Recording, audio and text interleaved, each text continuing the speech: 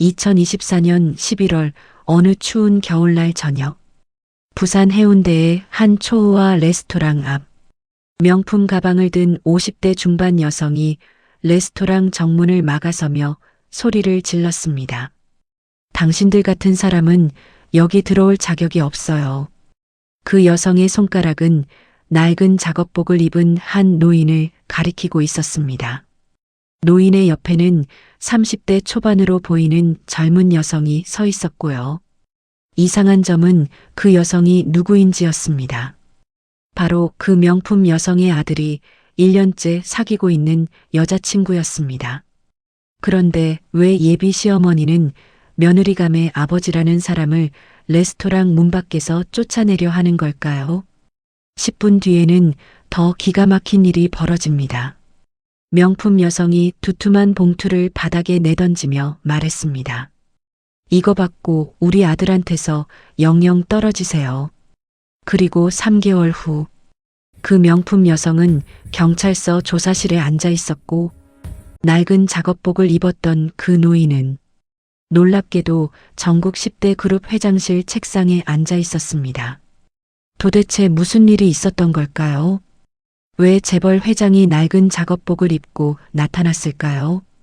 그리고 그 결과는 어떻게 되었을까요? 지금부터 실화를 바탕으로 한 놀라운 이야기를 들려드리겠습니다.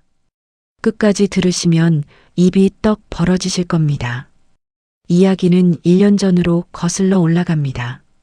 부산의 한 중견기업에서 일하던 이수진 29세. 그녀는 회사 협력업체 미팅에서 박재민을 처음 만났습니다. 재민은 부산 최대 건설자재 유통회사 우진산업의 상무였습니다. 단정한 외모에 세련된 말투를 가진 남자였지요. 두 사람은 업무 관계로 시작했지만 자연스럽게 가까워졌습니다. 재민은 늘 수진을 배려했습니다. 회의가 끝나면 저녁을 사주었고 주말에는 드라이브를 제안했습니다. 6개월이 지나자 두 사람은 정식으로 사귀기 시작했습니다. 그런데 수진에게는 비밀이 있었습니다. 그녀의 아버지는 평범한 사람이 아니었습니다.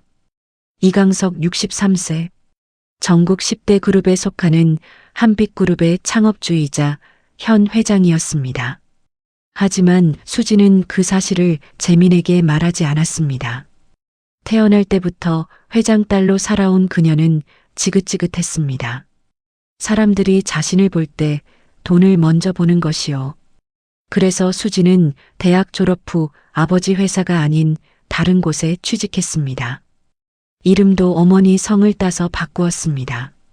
그렇게 평범한 직장인으로 살고 싶었던 것입니다. 재민을 만났을 때도 마찬가지였습니다. 그는 수진을 있는 그대로 좋아해 주는 것처럼 보였습니다.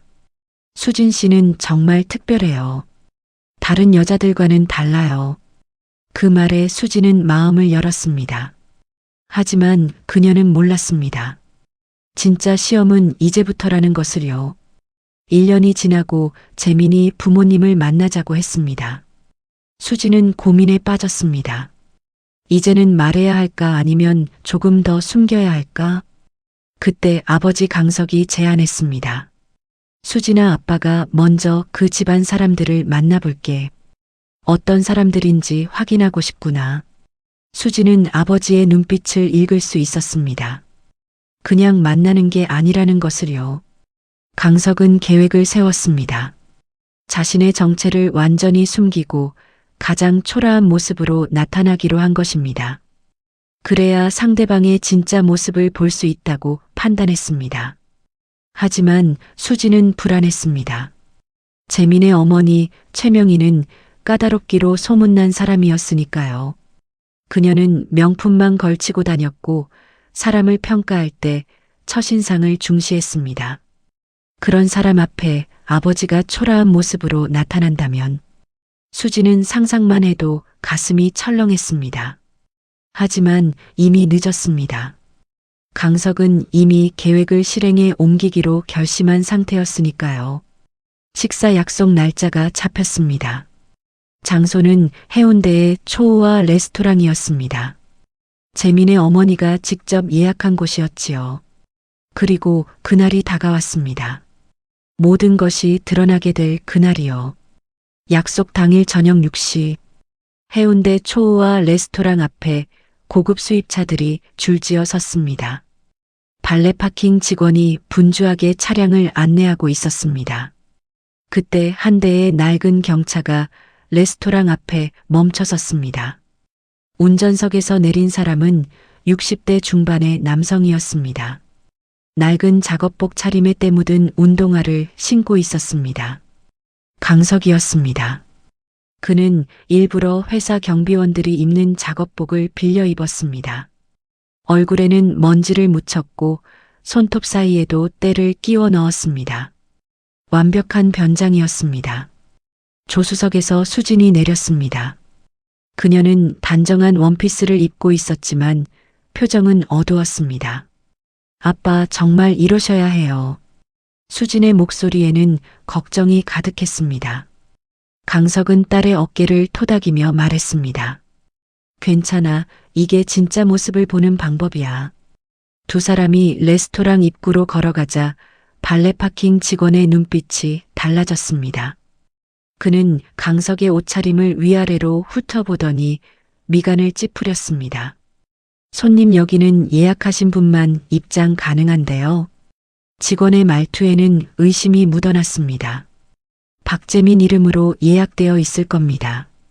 수진이 대답했습니다. 직원은 태블릿을 확인하더니 어색하게 고개를 끄덕였습니다. 아, 네, 확인됐습니다. 안으로 들어가시죠. 하지만 그의 눈빛은 여전히 의아함으로 가득했습니다. 레스토랑 안으로 들어서자 화려한 인테리어가 펼쳐졌습니다. 크리스털 샹들리에가 반짝이고 대리석 바닥이 빛났습니다. 예약석으로 안내받아 걸어가는 동안 다른 손님들의 시선이 느껴졌습니다.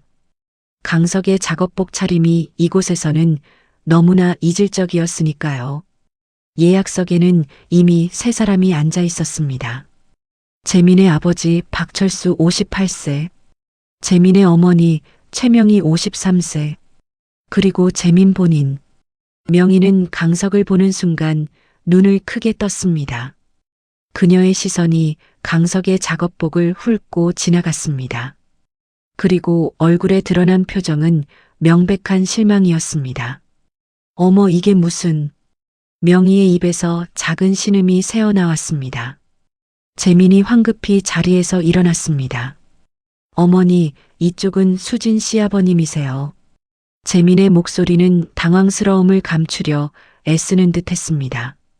강석은 담담하게 인사했습니다. 처음 뵙겠습니다. 그의 목소리는 낮고 차분했습니다.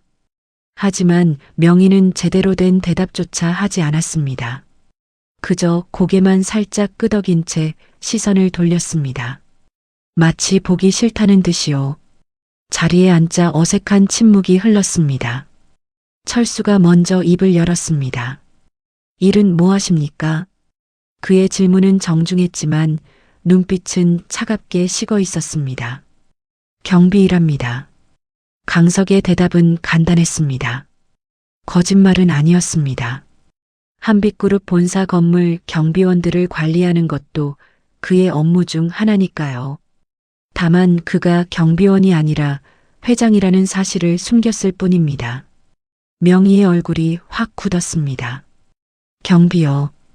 그녀의 목소리에는 노골적인 경멸이 담겨 있었습니다. 수지는 주먹을 꽉 쥐었습니다. 이미 시작부터 틀어지고 있었습니다. 하지만 진짜 충격은 아직 시작도 하지 않았습니다. 명희의 입에서 곧 믿을 수 없는 말들이 쏟아져 나올 테니까요. 음식이 나오기 시작했습니다. 고급 프렌치 코스 요리였습니다. 하지만 식탁의 분위기는 얼어붙어 있었습니다. 명희는 강석을 노골적으로 무시했습니다. 포크질을 하면서도 눈길 한 번 주지 않았습니다. 철수는 계속해서 강석에게 질문을 던졌습니다. 집은 어디 사십니까? 자가입니까? 전세입니까? 월급은 얼마나 받으십니까?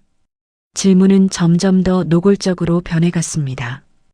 강석은 담담하게 대답했습니다. 모두 사실에 근거한 대답이었습니다.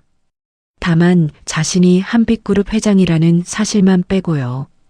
철수의 표정은 점점 더 굳어갔습니다. 그는 아내와 눈빛을 교환했습니다. 그 눈빛에는 명백한 의미가 담겨 있었습니다. 이건 안 되겠어.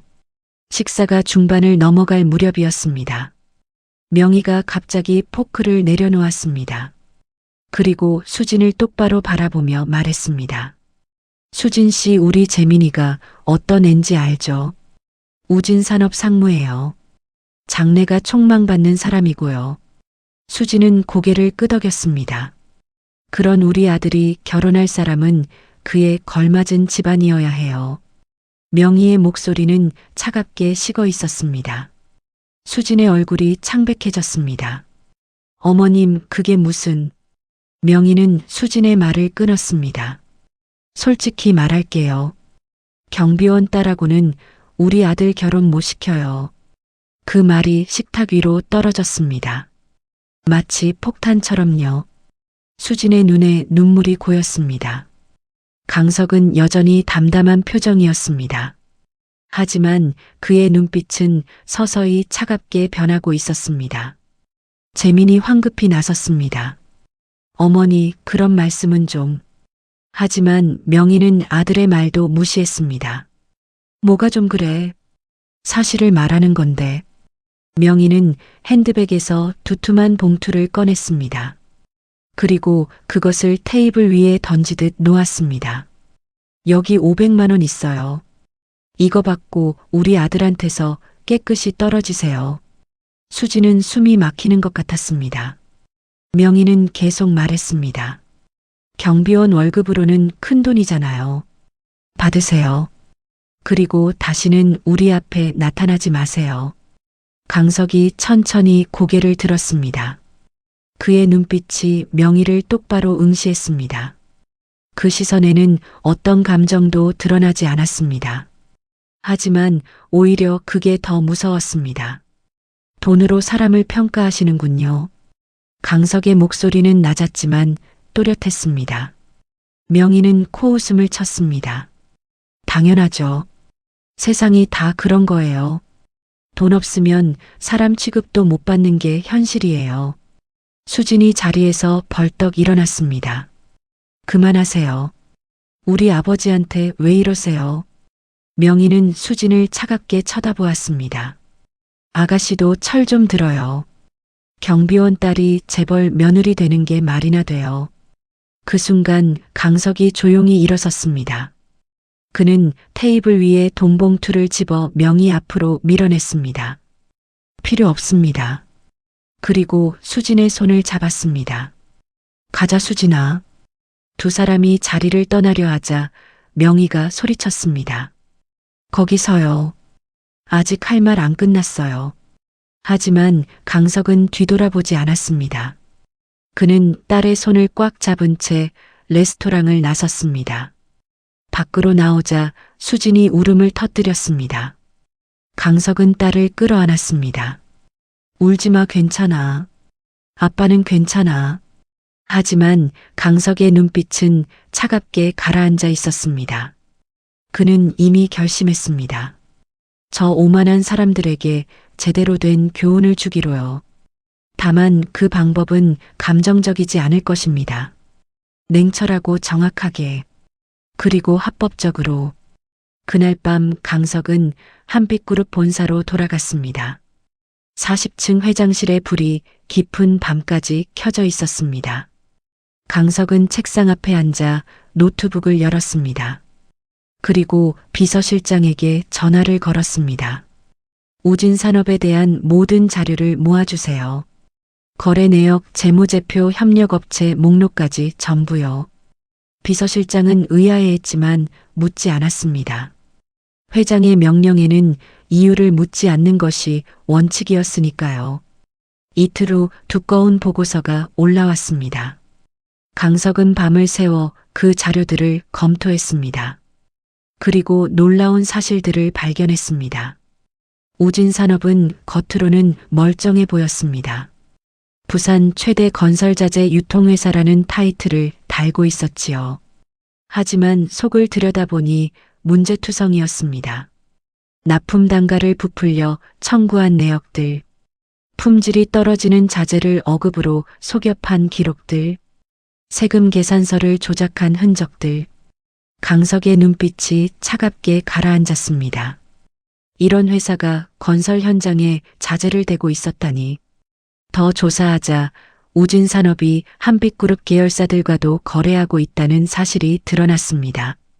강석은 즉시 지시를 내렸습니다.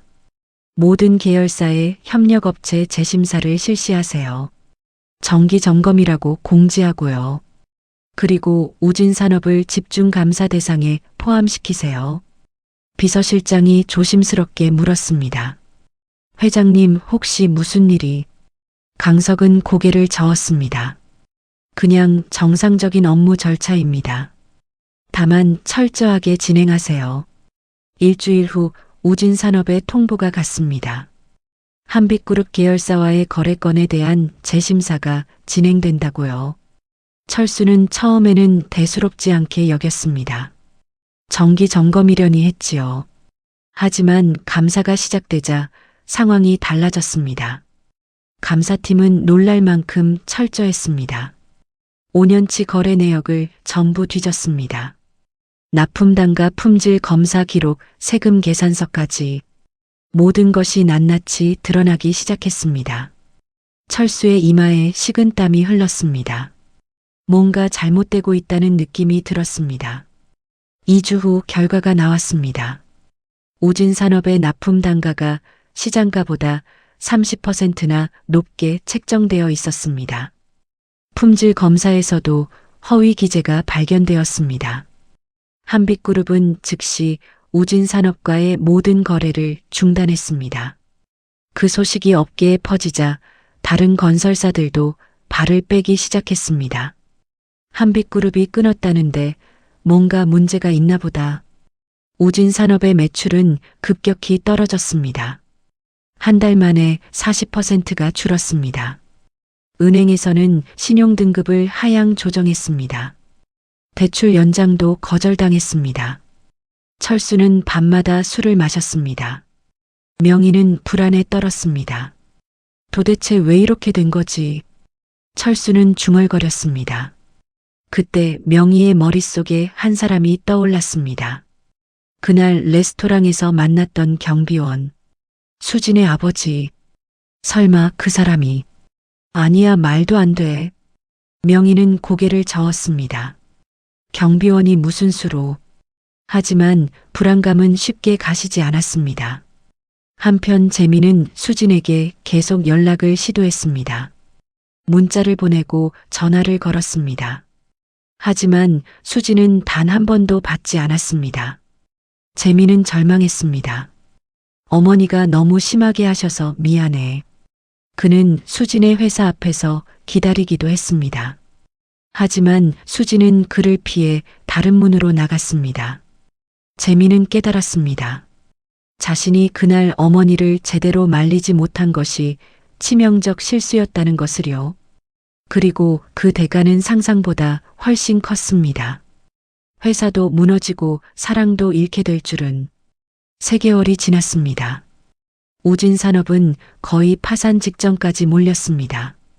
거래처는 대부분 끊겼고 직원들은 절반 이상 퇴사했습니다.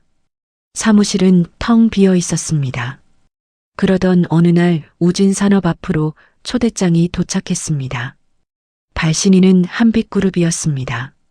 한빛그룹 창립 40주년 기념식에 귀사를 초대합니다. 명희는 그 초대장을 보며 희망을 느꼈습니다. 이게 마지막 기회일지도 몰라. 한빛그룹 행사에 가서 잘 보이면 거래가 다시 트일 수도 있어. 철수도 동의했습니다. 지푸라기라도 잡아야 할 상황이었으니까요.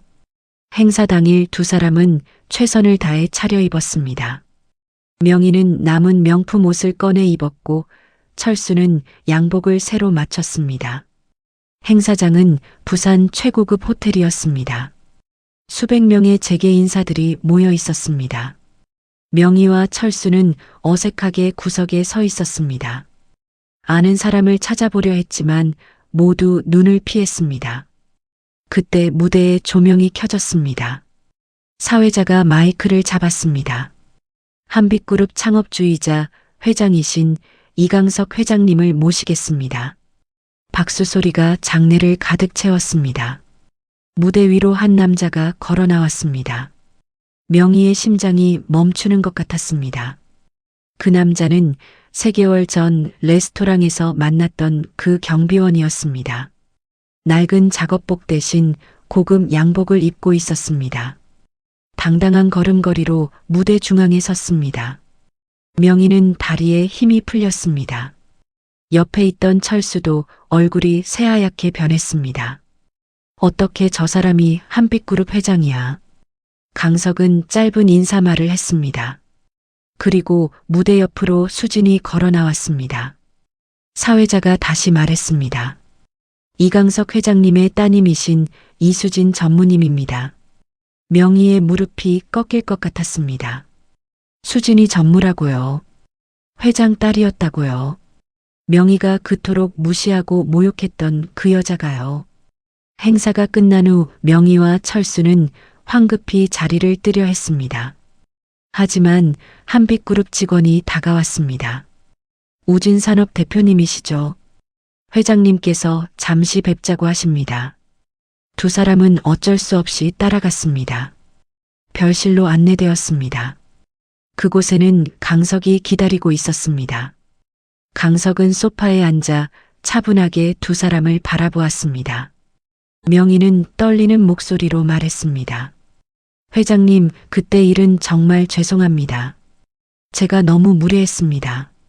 강석은 아무 대답도 하지 않았습니다. 다만 테이블 위에 서류 뭉치를 올려놓았습니다. 우진산업의 비리 내역입니다. 이미 검찰에 제출된 상태입니다. 철수의 얼굴이 흙빛으로 변했습니다. 그리고 강석이 말을 이었습니다. 저는 복수하려던 게 아닙니다. 다만 제대로 된 거래를 원했을 뿐입니다. 사람을 돈으로 판단하시던 분들이니 이해하시겠죠. 비즈니스도 결국 돈 아닙니까? 명희는 입술을 떨었습니다. 그때 자신이 했던 말들이 그대로 돌아오고 있었습니다. 강석은 자리에서 일어났습니다. 더 이상 할 말은 없습니다. 나가보시죠. 두 사람은 고개를 숙인 채 방을 나왔습니다. 복도를 걷는 내내 명희는 눈물을 흘렸습니다. 수치심과 후회로 가슴이 찢어지는 것 같았습니다. 일주일 후 검찰이 움직였습니다. 우진산업에 대한 압수수색이 진행되었습니다. 사무실은 아수라장이 되었습니다. 서류가 압수되고 컴퓨터가 들려갔습니다. 직원들은 겁에 질린 표정으로 지켜보았습니다. 철수는 변호사를 선임했습니다. 하지만 증거가 너무 명확했습니다. 5년간의 비리 내역이 낱낱이 드러났습니다. 재판이 시작되었습니다. 법정에는 기자들이 가득했습니다. 재벌 회장을 무시한 건설업자의 몰락. 언론은 이 사건을 대서특필했습니다. 명희는 방청석에 앉아 남편의 재판을 지켜보았습니다. 그녀의 얼굴은 야위어 있었습니다. 명품 가방도 명품 옷도 이제 소용없었습니다. 재판장이 판결문을 낭독했습니다. 피고인 박철수에게 징역 3년을 선고한다. 명희는 그 자리에서 주저앉았습니다. 재미는 회사를 그만두었습니다. 아버지의 범죄로 더 이상 버틸 수 없었습니다. 그는 마지막으로 수진을 만나려 했습니다. 하지만 수진은 만나주지 않았습니다. 재미는 깨달았습니다. 자신이 진정으로 사랑했던 것이 수진이었는지 아니면 안정된 미래였는지를요. 그날 레스토랑에서 어머니를 제대로 말리지 못한 순간, 그때 이미 모든 것이 끝났던 것입니다. 한편 강석은 회사 업무에 복귀했습니다. 하지만 이번 일로 많은 생각을 했습니다. 수진을 회장실로 불렀습니다. 아빠 때문에 힘들었지. 강석이 딸을 바라보며 말했습니다. 수진은 고개를 저었습니다. 아니에요. 오히려 감사해요. 진짜 모습을 볼 수 있게 해주셔서요. 강석은 딸의 손을 잡았습니다. 사람을 겉모습으로 판단하는 사람들은 결국 스스로 무너져. 진짜 가치는 돈이 아니라 사람 자체에 있는 거야. 수지는 고개를 끄덕였습니다. 그녀는 이번 일을 통해 많은 것을 배웠습니다. 진정한 사랑이 무엇인지, 사람을 어떻게 대해야 하는지, 그리고 아버지의 지혜가 얼마나 깊은지를요. 1년이 흘렀습니다. 수지는 새로운 사람을 만났습니다. 그는 평범한 회사원이었습니다. 화려하지도 부유하지도 않았지만 진실했습니다. 수지는 처음부터 자신의 정체를 밝혔습니다. 그리고 그 남자는 있는 그대로를 받아들였습니다. 두 사람은 조용히 결혼식을 올렸습니다. 강석은 사위를 따뜻하게 맞아주었습니다. 재미는 부산을 떠났습니다. 서울에서 작은 무역회사에 취직했습니다. 가끔 수진을 떠올렸지만 연락하지 않았습니다. 그럴 자격이 없다고 생각했으니까요. 명희는 작은 아파트로 이사했습니다. 명품은 모두 팔았습니다. 생활비를 마련하기 위해서였습니다. 그녀는 후회했습니다. 하지만 이미 돌이킬 수 없었습니다. 어느 날 강석은 회장실에서 창밖을 바라보았습니다. 부산 앞바다가 푸르게 빛나고 있었습니다. 비서실장이 들어왔습니다. 회장님, 우진산업이 완전히 폐업했다고 합니다. 강석은 고개를 끄덕였습니다. 그는 복수를 원했던 것이 아니었습니다. 다만 잘못된 것을 바로잡았을 뿐이었습니다. 사람을 돈으로 판단하는 세상, 겉모습으로 가치를 매기는 세상, 그런 세상에 작은 교훈을 준 것입니다.